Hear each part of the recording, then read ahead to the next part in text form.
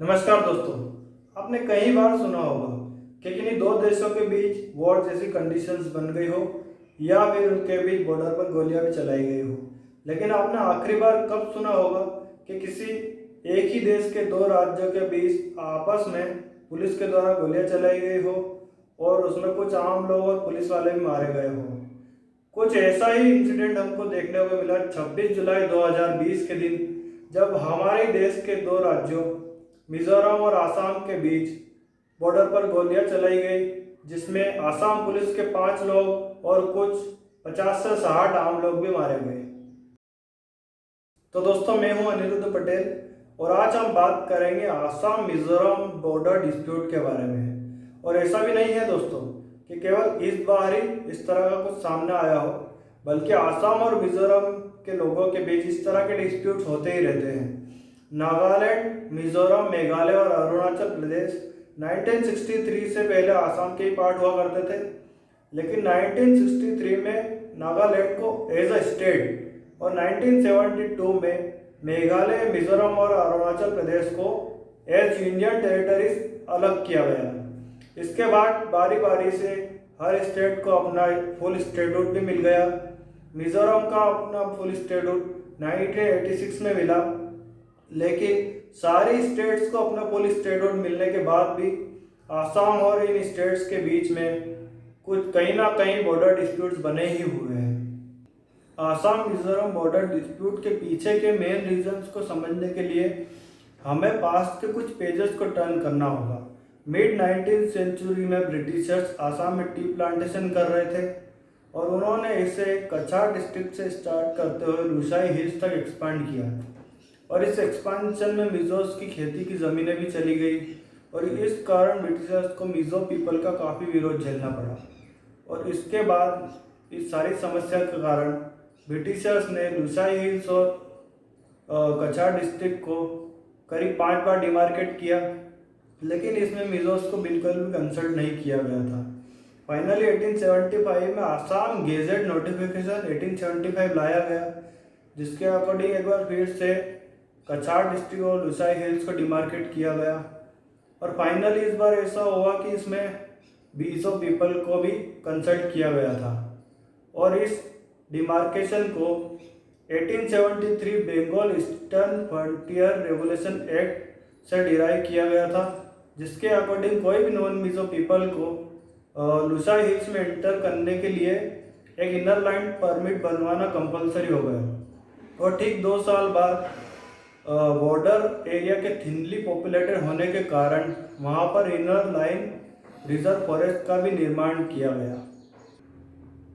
और इसके बाद 1933 में आसाम गेजेट में फिर एक नोटिफिकेशन जारी किया गया, जिसके अकॉर्डिंग लुसाई हिल्स, मणिपुर और कछार डिस्ट्रिक्ट के ट्राई जंक्शन से स्टार्ट करते हुए मणिपुर को लुसाई हिल्स से डिमार्केट किया गया।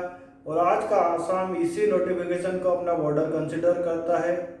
और जब लुसाई हिल्स को आसाम से अलग करके Mizoram as a union territory बनाया गया, तब भी इसी नोटिफिकेशन को कंसिडर किया गया था। और यही सारे विवादों की जड़ है, क्योंकि मिजोरम के लोग 1875 नोटिफिकेशन को ही अपना बॉर्डर कंसिडर करते हैं और आसाम के लोग 1933 नोटिफिकेशन को। एज आई मेंशन बिफोर कि 26 जुलाई का इंसिडेंट ही इन दो स्टेट्स के बीच कोई पहला डिस्प्यूट नहीं है, बल्कि इन दो स्टेट्स के बीच पहले भी कई डिस्प्यूट्स हो चुके हैं। जब मिजोरम को यूनियन टेरिटरी से बदलकर एक स्टेट बनाया जा रहा था, तब भी दोनों स्टेट्स की गवर्नमेंट ने एग्री किया था कि वो बॉर्डर पर no man's land area create करके रखेगी, यानी कि स्टेटस को मेंटेन करके रखेगी। लेकिन समय समय पर उस एरिया में इन दोनों गवर्नमेंट्स ने या फिर वहाँ के लोगों ने कोई ना कोई डिस्टर्बेंस जरूर क्रिएट किया है। जैसा कि फरवरी 2018 में मिजो जरलाई पॉल, जो कि मिजोरम की एक रीजनल पार्टी है, उसके लोगों ने बॉर्डर पर एक फार्म हाउस बनाया, जिसका आसाम पुलिस ने ये कहते हुए डिस्ट्रॉय कर दिया कि यह आसाम टेरिटरी में लाई करता है। और इस कारण बॉर्डर पर काफ़ी टेंशंस राइज हुई और सेंटर को बीच बचाव भी करना पड़ा। इसके बाद अक्टूबर का इंसिडेंट आता है, जब मिजोरम के ही सोशल ग्रुप ने आसाम के कछार डिस्ट्रिक्ट की लेलापुर गांव में कुछ हट्स को जलाया, जिसमें कुछ 5 से 7 मिजो पीपल भी घायल हो गए।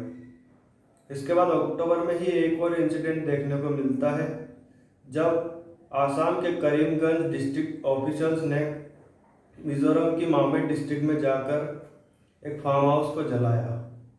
इसके बाद बात सीधे आ जाती है मेन इंसिडेंट पर, जब 26 जुलाई के दिन जो डिस्प्यूट हुआ उसके बारे में आसाम पुलिस का कहना है कि रेंगतिंग बस्ती जो कि आसाम में लाई करती है, मिजोरम के द्वारा वहाँ तक रोड कंस्ट्रक्शन किया गया और ये पूरी तरह से आसाम का पार्ट है। और इसके बाद एक बात और कही गई कि मिजोरम के द्वारा आसाम की हेलाकंडी डिस्ट्रिक्ट में 10 किलोमीटर अंदर जाकर बीटल नट्स और बनाना सेपलिंग्स का प्लांटेशन किया गया। और इस बारे में मिजोरम का कहना है कि आसाम के 200 पुलिस पर्सनल्स ने मिजोरम टेरिटरी में फोर्सफुली एंटर किया और कई व्हीकल्स को भी डैमेज किया। दोस्तों, इस सारे मैटर में एक बात जानने लायक ये भी है कि सेंटर ने इस मैटर में किस तरह के एक्शंस लिए हैं और कैसे रिएक्ट किया है। जब यह सारी बात सामने आई तो सेंटर ने एक बार फिर बीच बचाव किया और दोनों राज्यों को पीसफुली इस मैटर को सॉल्व करने पर एग्री करवाया ताकि ये कॉन्फ्लिक्ट जल्द से जल्द सॉल्व हो सके। और तो और मिजोरम सीएम जोरामथंगा के द्वारा एक बाउंड्री कमीशन भी बनाया गया है ताकि वो लोग आसाम के साथ अपने सारे कॉन्फ्लिक्ट्स को सुलझा सके। इसके अलावा इंडियन होम मिनिस्ट्री ने दोनों राज्यों को एक सुझाव दिया है कि वो लोग NEAC यानी कि north east space application centre से सैटेलाइट मैपिंग के द्वारा अपनी एक्चुअल बाउंड्रीज को डिफाइन करवाए ताकि फ्यूचर में इस तरह की कोई प्रॉब्लम खड़ी ना हो। NEAC इसरो का ही एक नॉर्थ ईस्ट रीजनल ऑर्गेनाइजेशन है जो कि नेचुरल रिसोर्सेज को एक्सेस करने में मदद करता है या फिर उनको अच्छे से यूटिलाइज करने में मदद करता है। इसके अलावा ये रिसर्च एंड डेवलपमेंट करके यानी कि स्पेस फील्ड में रिसर्च एंड डेवलपमेंट करके नॉर्थ ईस्ट के डेवलपमेंट में अपना योगदान देता है और नॉर्थ ईस्ट को यह सैटेलाइट सर्विसेज भी प्रोवाइड कराता है। और दोस्तों, आपको इस वीडियो से अगर वैल्यू मिली हो और कुछ सीखने को मिला हो तो इस वीडियो को ज़रूर शेयर कीजिए। Thank you.